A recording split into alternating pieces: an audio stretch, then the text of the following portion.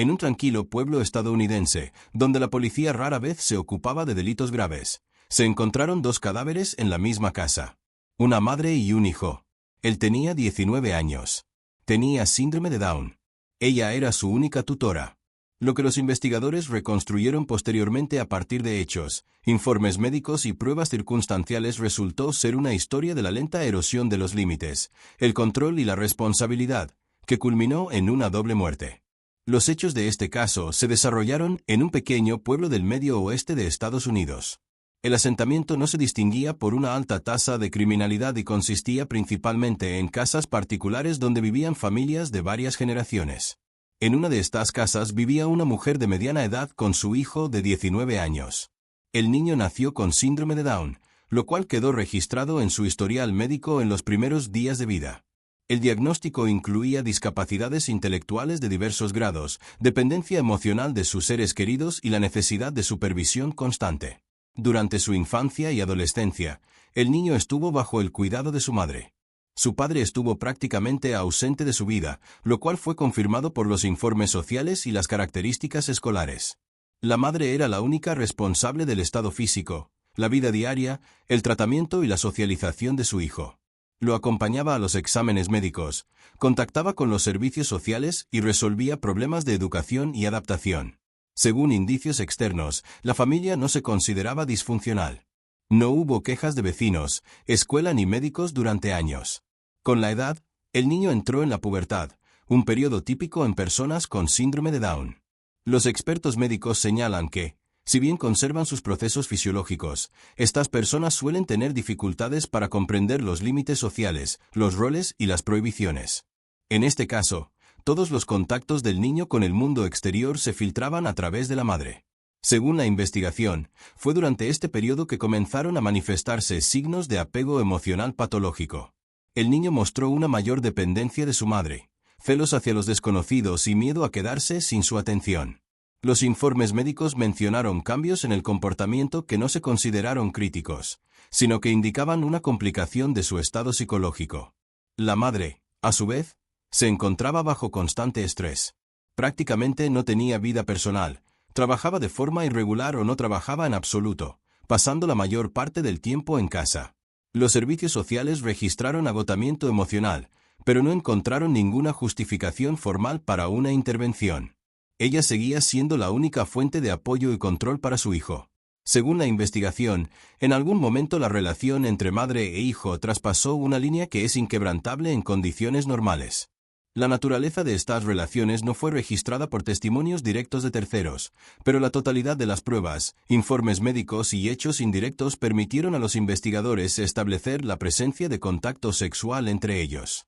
Es importante señalar que el niño, debido a su condición, no podía comprender plenamente la naturaleza de lo que estaba sucediendo, ni las consecuencias legales y morales de tales actos. Su percepción de la realidad se formó en condiciones de total dependencia de su madre, quien seguía siendo para él una autoridad y la única fuente de seguridad. En esta etapa, no se realizaron investigaciones oficiales. La situación permaneció aislada dentro de la casa, sin intervención externa.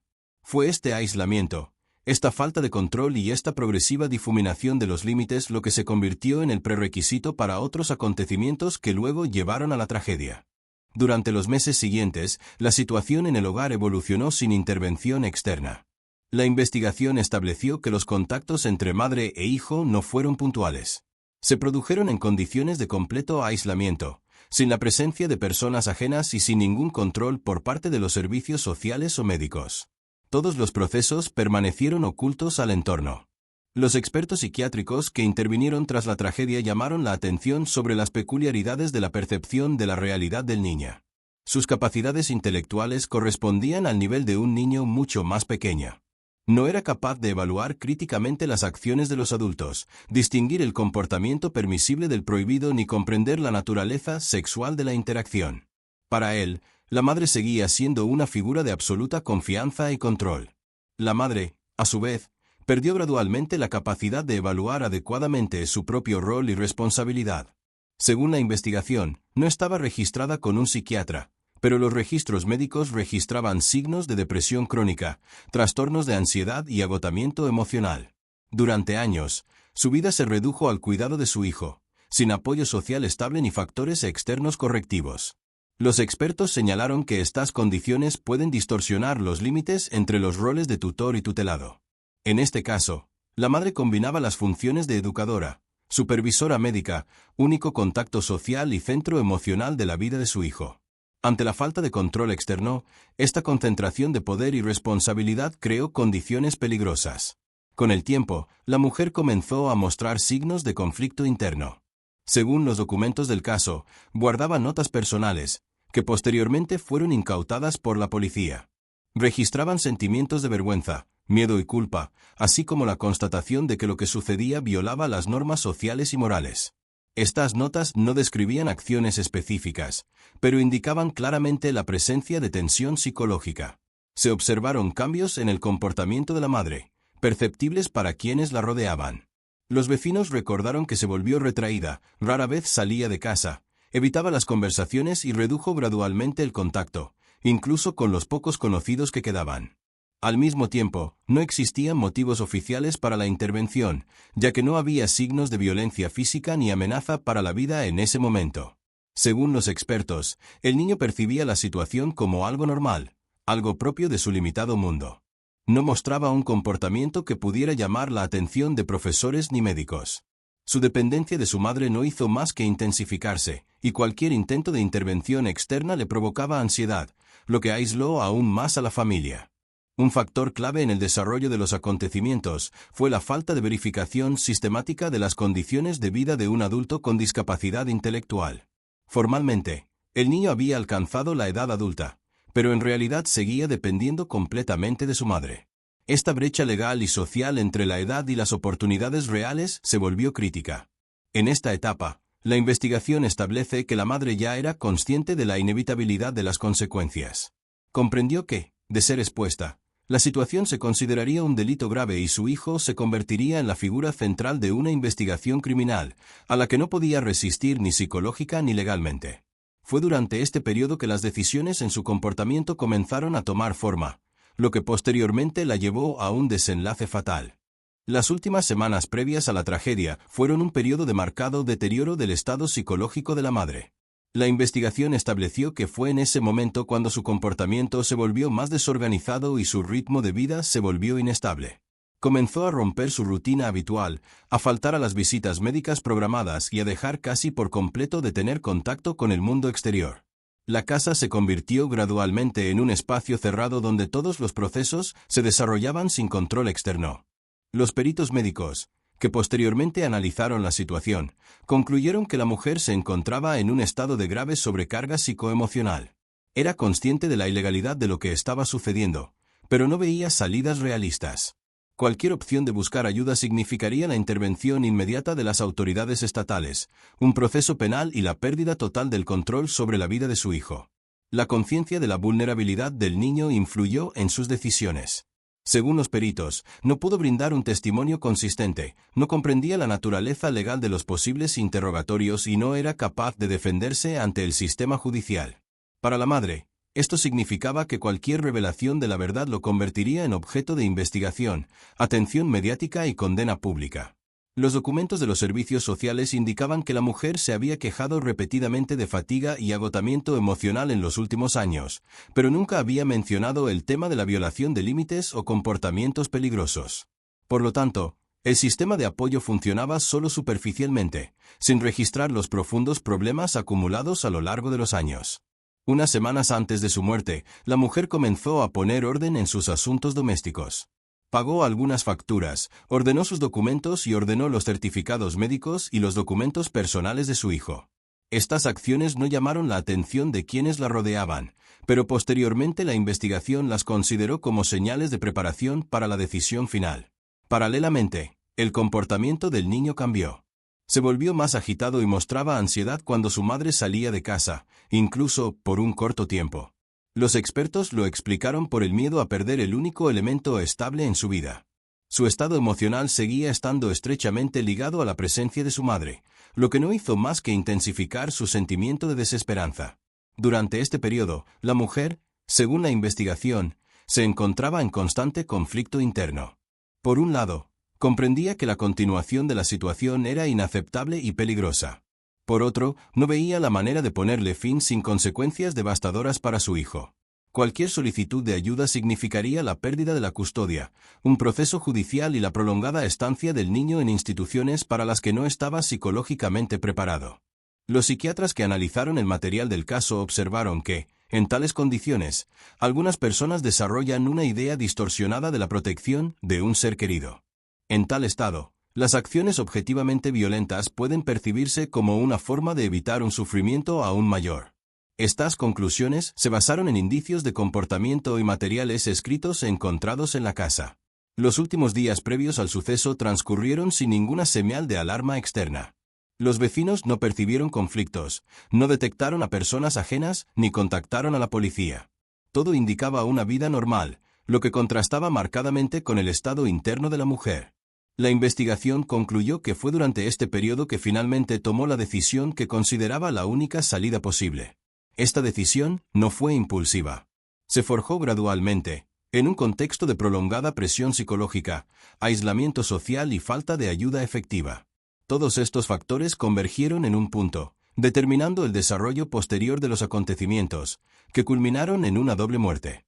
Los hechos del último día fueron reconstruidos por la investigación con base en pruebas materiales, informes médicos forenses y análisis de la situación en la vivienda. Según los datos disponibles, durante ese día la mujer y su hijo se encontraban en casa y no contactaron con terceros. Las conexiones telefónicas, las grabaciones de las cámaras de vigilancia en la calle y las declaraciones de los vecinos no registraron ninguna actividad ajena cerca de la vivienda. No se encontraron indicios de forcejeo ni de acciones caóticas en el interior de la vivienda. La situación se mantuvo ordenada, lo que indicaba la ausencia de un conflicto repentino. Los investigadores destacaron que algunas cosas estaban ordenadas y que los documentos personales de la madre y el hijo se encontraban en el mismo lugar, como si hubieran sido preparados con antelación. El examen médico forense estableció que la muerte del hijo ocurrió antes del fallecimiento de la madre. Se determinó que la causa de la muerte fue violenta, con el uso de medios improvisados disponibles en la vida cotidiana. No se registraron signos de resistencia física prolongada. Esto concordaba con las conclusiones de los peritos sobre el estado físico y cognitivo del niño, quien no era capaz de oponer resistencia consciente a un adulto. Posteriormente, la mujer se suicidó.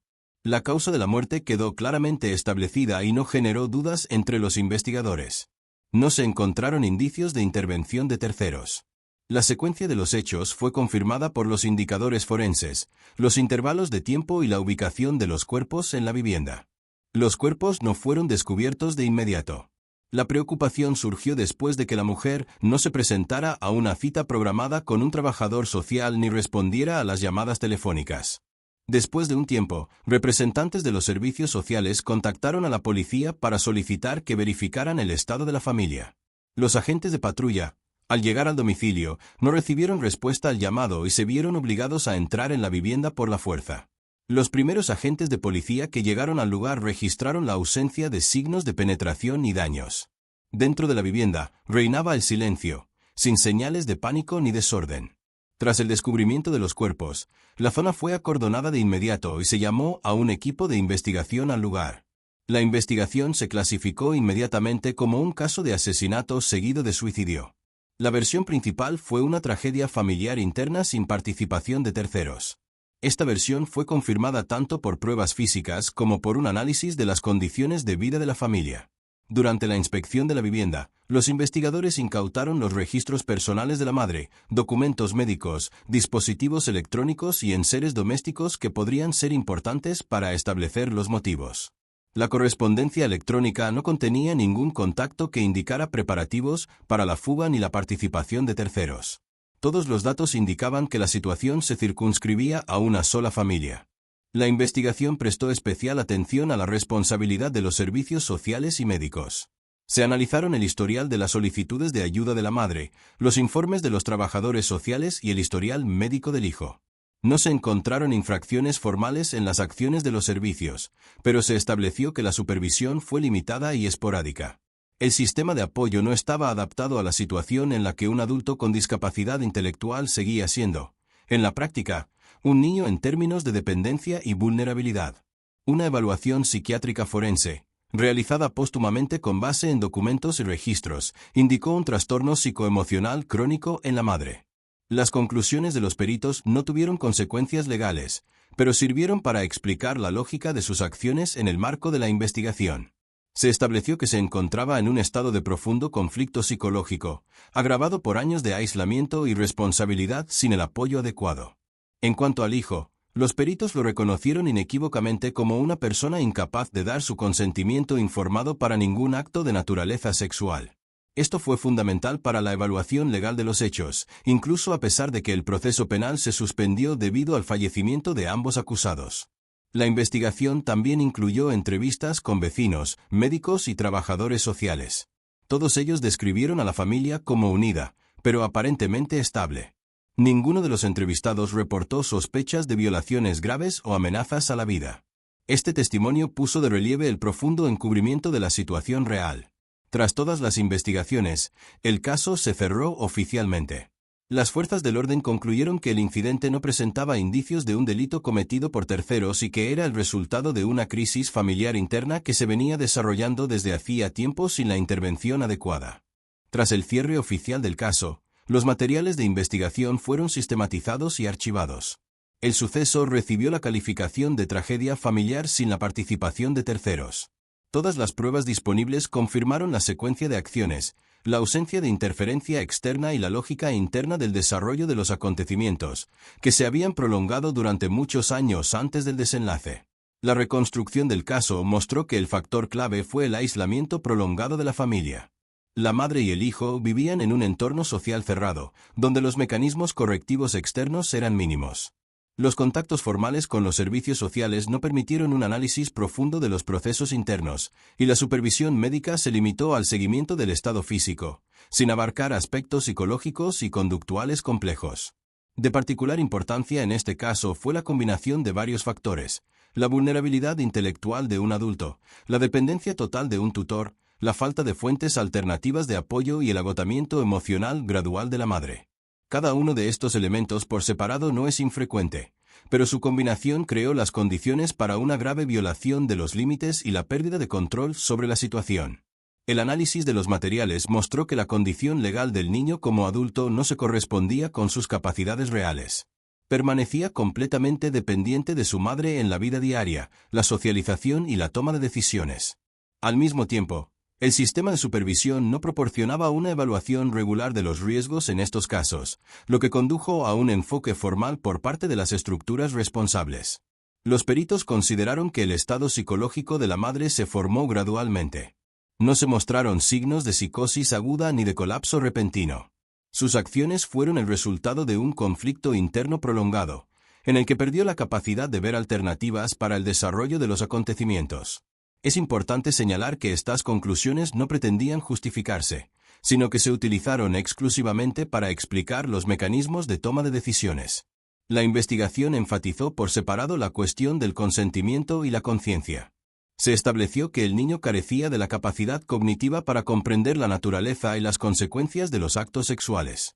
Esta disposición fue clave para la evaluación legal de los hechos, incluso a pesar de la terminación del proceso penal debido al fallecimiento de ambos participantes. La violación de los límites se registró como objetiva y se confirmó mediante un conjunto de pruebas. Los materiales del caso también demostraron que las señales de bienestar externas pueden enmascarar profundos problemas internos. Los vecinos, el personal médico y los servicios sociales no tenían motivos para sospechar que se estaba desarrollando una situación peligrosa. La familia no fue registrador como problemática, no apareció en los informes policiales ni atrajo mayor atención. Tras la investigación, el caso pasó a ser objeto de análisis interno en los servicios sociales. Se revisaron enfoques para trabajar con familias en las que los adultos con discapacidad intelectual permanecen bajo el cuidado de un miembro de la familia. Los documentos señalan que el control sin una profunda evaluación de la dinámica psicológica no permite la identificación oportuna de los riesgos. Un componente importante de la evaluación final fue el papel del aislamiento. La falta de contacto externo, apoyo emocional y observación independiente creó condiciones en las que las desviaciones de la norma pasaron despercibidas. El sistema solo reaccionó a señales de peligro claras, que en este caso estuvieron ausentes hasta el último momento. Los materiales finales enfatizaron que la tragedia no fue el resultado de una sola decisión ni de un solo evento.